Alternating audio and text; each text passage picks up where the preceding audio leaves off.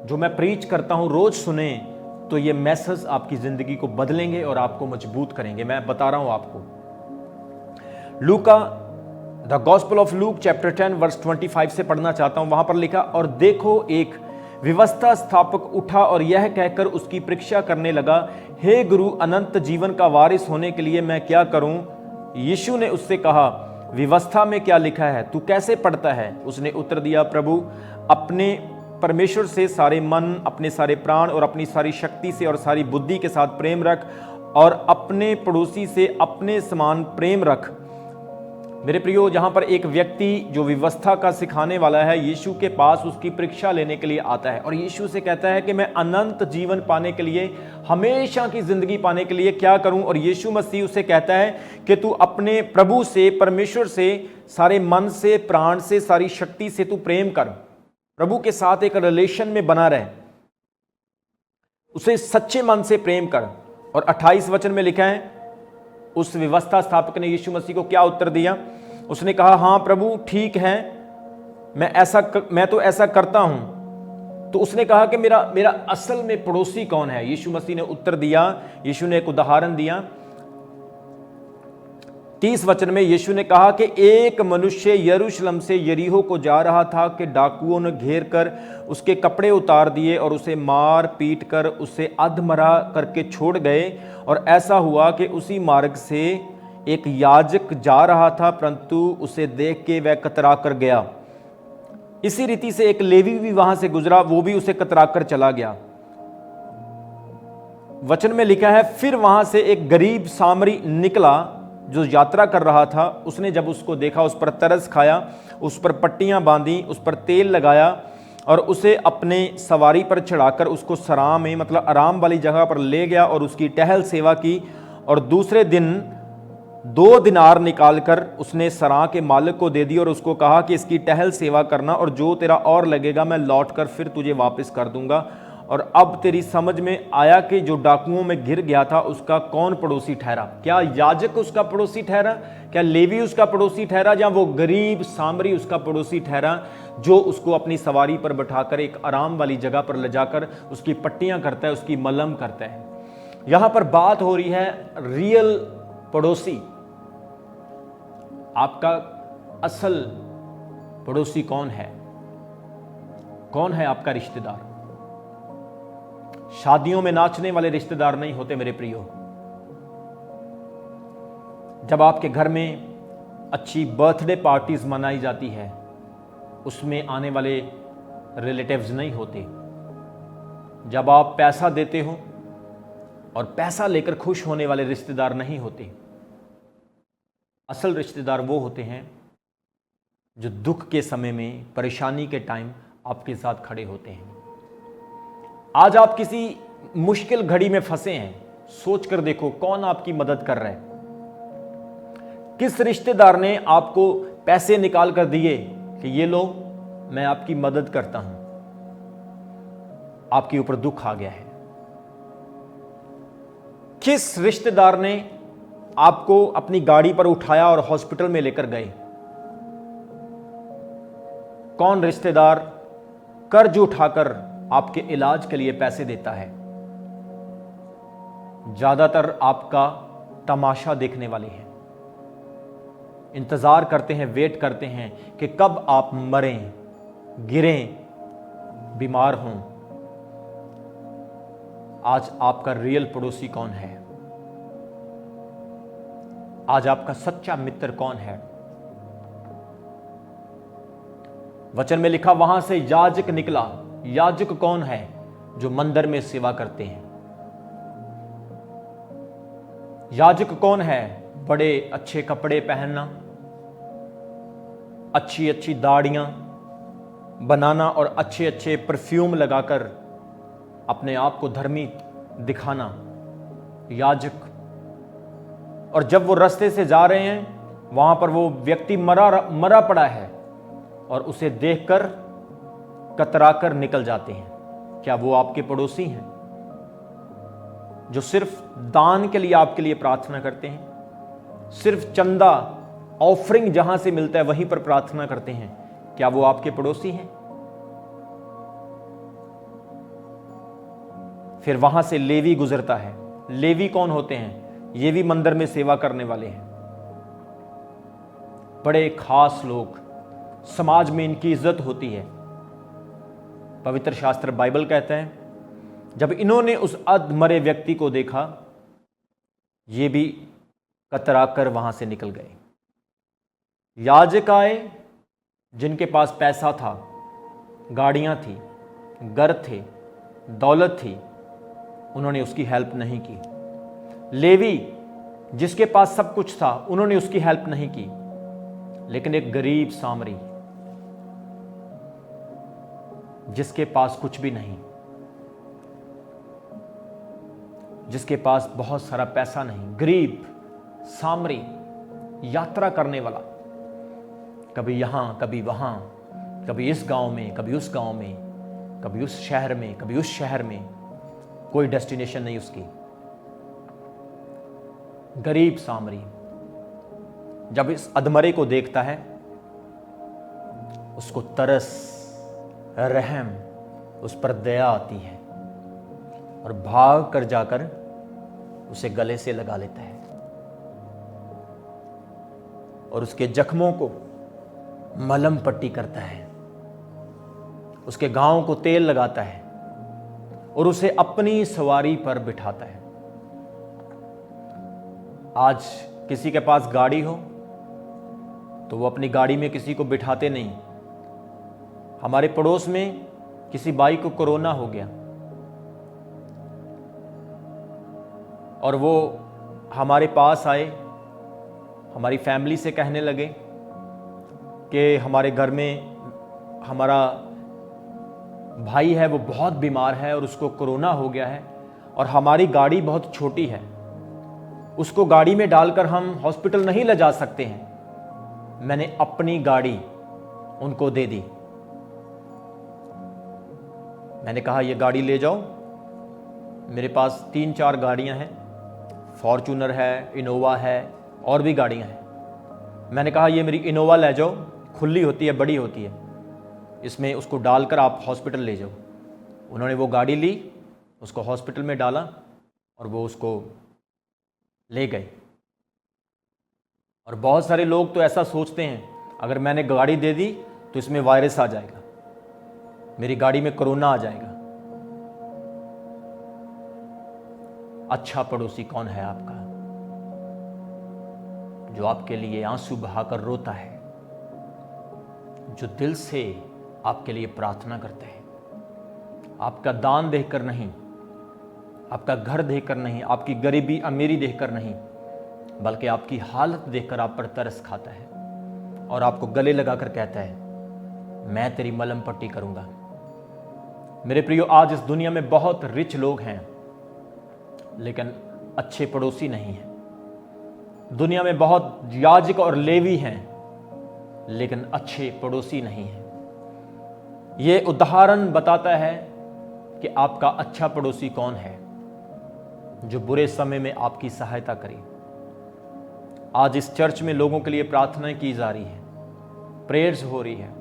मैं ऑनलाइन आपके लिए प्रार्थना कर रहा हूं। लोगों को प्रभु ब्लेस कर रहे हैं, हौसला, तसल्ली, स्ट्रेंथ खुदा लोगों को दे रहे हैं। यही वक्त है कि आप लोग परमेश्वर के वचन को सुने, नहीं तो आप डूब जाएंगे। सही समय पर अगर यीशु मसीह आ गए तो आपको डूबने से बचाएंगे। पतरस की तरह आप उसको पुकारें कि प्रभु मुझे बचा। बचाने का मतलब यह नहीं कि आप कहें कि प्रभु आ और मुझे बचा। बचाने का मतलब है आप पहले भी उसी विश्वास में थे, आज भी उसी विश्वास में हैं और आने वाले टाइम में भी उसी विश्वास में रहेंगे। ना रखें याजकों पर भरोसा, ना रखें लेवियों पर भरोसा। उस यात्री को, उस सामरी को याद करें जिसका नाम यीशु मसीह है। याद करें उस सामरी को, राजाओं का राजा और प्रभुओं का प्रभु, यहूदा का बब्बर शेर, एक गरीब सामरी यात्री बनकर इस संसार में आया। मैं और आप अधमरों की तरह गिरे पड़े थे, हमें उठाया, मलहम पट्टी की, तेल लगाया और अपनी सवारी पर अपने कंधे पर उठाकर हमें सरा में अनंत काल की जिंदगी में स्वर्ग में ले गया। उसने कहा, ये 2 दिनार ले ले, और अगर तेरा कुछ और भी लगे तो मैं लंबी यात्रा पर जा रहा हूं, जब मैं वापस आऊंगा तो जो तेरा लगेगा तुझे वो वापस कर दूंगा। उसने नौकर को बुलाया। ये नौकर कौन है? पास्टर। ये 2 दिनार क्या है? पवित्र बाइबल, पुराना नियम और नया नियम। और उसने क्या किया? इस दिनार से तू लोगों की सेवा करना, इनकी हेल्प करना, इनके विश्वास को बढ़ाना और इन्हें इनकरेज करना। जब मैं दोबारा फिर वापस आऊंगा, जो तेरा लगेगा, हालेलुया, वो मैं तुझे वापस कर दूंगा। आज मैं एक्स्ट्रा लगा रहा हूं, एक्स्ट्रा लगा रहा हूं, एक्स्ट्रा। आज मैं अपनी एफर्ट से ज्यादा कर रहा हूं। कभी कभी अकाउंट में पैसे भी नहीं होते, लेकिन मैं एक्स्ट्रा करता हूं, क्योंकि मुझे पता है जो मेरा लगेगा, मेरा सामरी आएगा और वो मुझे वापस करेगा। आमीन, हालेलुया। कौन है आपका रियल पड़ोसी? वो हॉस्पिटल में आता है और बाहर बाहर से टेम्परेरी मतलब से आपको मिलकर चला जाता है। क्या वो आपका पड़ोसी है? क्या वो आपका रिश्तेदार है? जो दुख के समय में आपके साथ खड़ा नहीं हुआ, क्या वो आपका रिश्तेदार, क्या वो आपका रियल पड़ोसी है? नहीं। आपका रियल पड़ोसी वो है जो आज भी आपके साथ खड़ा है, जिसका नाम यीशु मसीह है। यीशु ने कहा, मेरे पास आओ, मैं तुम्हें विश्राम दूंगा, मैं तुम्हें आराम दूंगा। आज आपको आराम की जरूरत है मेरे प्रियो। इस कठिन समय में आपको एक अच्छे पड़ोसी की जरूरत है। मतलबी लोगों से दूर रहें। मतलबी रिश्तेदार, आप उनको सलाह देंगे लेकिन वो आपकी सलाह नहीं लेंगे, सुनेंगे लेकिन अपनी मर्जी करेंगे। कभी कभी कुछ लोग मुझसे सलाह लेते हैं, कहते हैं अपोस्टल जी हम ऐसा करना चाहते हैं, आप हमें सलाह दें। मैं उनको बताता हूं, लेकिन वो फिर अपनी मर्जी ही करते हैं और फेल हो जाते हैं। कुछ लोगों के फैसले सही नहीं होते, कहना नहीं मानते, लेकिन अब मैंने उन लोगों को उनके हाल पर छोड़ दिया, क्योंकि जब किसी की सुननी नहीं तो कोई फायदा नहीं। मतलबी रिलेटिव्स, मतलबी पड़ोसी आपको कभी परमेश्वर के पास नहीं ले जा सकते। सच्चा पड़ोसी, सच्चा मित्र। यीशु मसीह ने इस व्यवस्था स्थापक को क्या कहा कि तू अपने पड़ोसी को प्यार कर, सारी बुद्धि से, शक्ति से, अपने प्रेम, पूरे मन से अपने पड़ोसी को प्यार कर। मेरे प्रियो, अगर आपकी लड़ाई आपके पड़ोसी के साथ आज है तो आप उससे सुलह करें, उससे माफी मांगे। मैं सच बता रहा हूं, अगर दुश्मन भी होगा तो वो बदल जाएगा। किसी से नफरत ना करें, कोई किसी भी धर्म से हो, कोई किसी भी फेथ में हो, किसी से नफरत ना करें। लेकिन एक दिन आएगा, जीसस का प्यार उनको बदलेगा। परमेश्वर की मोहब्बत, आज पूरी दुनिया में क्रिश्चियंस हैं, उन क्रिश्चियंस को किसी ने तलवार और बंदूक के जोर पर मसीह नहीं बनाया, सिर्फ जीसस के, यीशु मसीह के प्यार ने उनको बदल दिया। आज जरूरत है मेरे प्रियो कि आप उस सामरी को अपना सच्चा मित्र बनाएं। यीशु मसीह वो सामरी है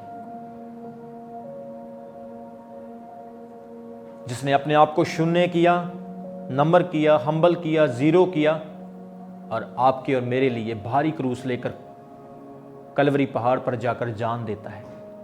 किसी धर्म, जात, मजहब के लिए नहीं, मेरे और आपके पापों के लिए, प्रायश्चित के लिए।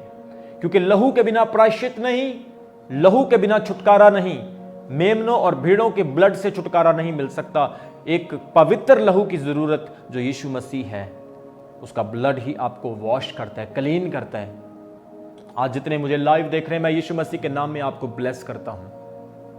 परमेश्वर की चंगाई, उसकी हीलिंग, खुदा की डिलीवरेंस आपकी लाइफ को चेंज करने के लिए जा रही है। अगर आज आपने कुछ खोया है, आपकी ज़िंदगी में आज डले हैं, उस डले को, उस निराशा को देखकर अपने विश्वास से ना गिरें। प्रभु पर विश्वास रखें, मजबूत रहें। यीशु मसीह जब 1000 साल का राज्य करेगा, आप और मैं उस राज्य में शामिल होंगे। हम आनंद करेंगे, नाचेंगे, झूमेंगे, गाएंगे, क्योंकि यीशु मसीह हमारे साथ होगा। आज वो आत्मा में हमारे साथ है, लेकिन उस वक्त वो शरीर में हमारे साथ होगा। उसकी गोद में हम बैठेंगे, वो हमारे मुंह में बुरकी डालेगा, हमें खाना खिलाएगा, हमें किस करेगा, वो हमें अपनी गोद में बिठाकर अच्छे अच्छे वचन सुनाएगा। जिस तरह से उसने अपने चेलों को दृष्टांत दे देकर वचन सुनाए, इसी तरह से यीशु जब 1000 साल के राज्य में आएगा, हमें अच्छी अच्छी बातें सुनाएगा, हमारे पास्ट की, हमारे भविष्य की, हमारे दुख की, हमारे चमत्कारों की, हमारी गवाहियों की। इसलिए यीशु मसीह में मजबूत रहें, क्योंकि वो वक्त आ गया है जब आप यीशु मसीह को अपनी आंखों के सामने देखें। हालेलुया। ये डिबेट करने का, लड़ने का, झगड़ने का टाइम नहीं, ये वक्त है प्रभु के लिए तैयार हों। मैं आपको फिर कह रहा हूं, जो आपने खोया है आप उसको 100% पाएंगे। जो आपकी लाइफ में नहीं हुआ है, आप उसको बड़े तरीके से देखेंगे। प्रभु का आत्मा मुझे कह रहा है, आपके बिजनेस फिर बन जाएंगे, फिर काम सारे सेट हो जाएंगे, सब कुछ ठीक हो जाएगा, लेकिन आप सही होने चाहिए, आप मजबूत होने चाहिए। अपनी खुशी को, अपने चैन को ना खोएं मेरे प्रियो, उदास ना होएं, क्योंकि वो आपको प्रेम करता है, वो आपके साथ है, उसकी सामर्थ्य आपके साथ है। आप खुशी को, आनंद को पाएंगे। अपने घर में खुश रहना, आपने वादा करो आज मुझसे, खुश रहेंगे आप, लड़ेंगे नहीं, झगड़ेंगे नहीं, स्ट्रेस नहीं होंगे, बच्चों को मारेंगे नहीं, पीटेंगे नहीं, नशा नहीं करेंगे, आनंदित रहेंगे। हालेलुया। फ़ोन पे ज़्यादा समय ना बिताएं, न्यूज़ देखें, अच्छी चीज़ें देखें फ़ोन के ऊपर। फ़ोन, इंटरनेट आपको इसलिए मिला है ताकि आप प्रभु के साथ कनेक्टेड रहें। हालेलुया। इसलिए समय खराब ना करें, ऑलवेज खुश रहें। प्रभु यीशु ने कहा, आज की चिंता आज के लिए बहुत है, कल की चिंता मुझ पर छोड़ दो। खुश रहें, बी हैप्पी। खुदा ने आपको ब्लेस किया है, यीशु मसीह के नाम में आपके लिए हो चुका है। आमीन। अभी हमारे चैनल को सब्सक्राइब करें। हमारे चैनल का नाम है रमन हंस मिनिस्ट्रीज और नीचे दिए गए बेल आइकन पर प्रेस करें। आप हमें फेसबुक पर भी फॉलो कर सकते हैं। हमारा फेसबुक पेज है रमन हंस मिनिस्ट्रीज। हमारा प्रेयर लाइन नंबर है 0160500800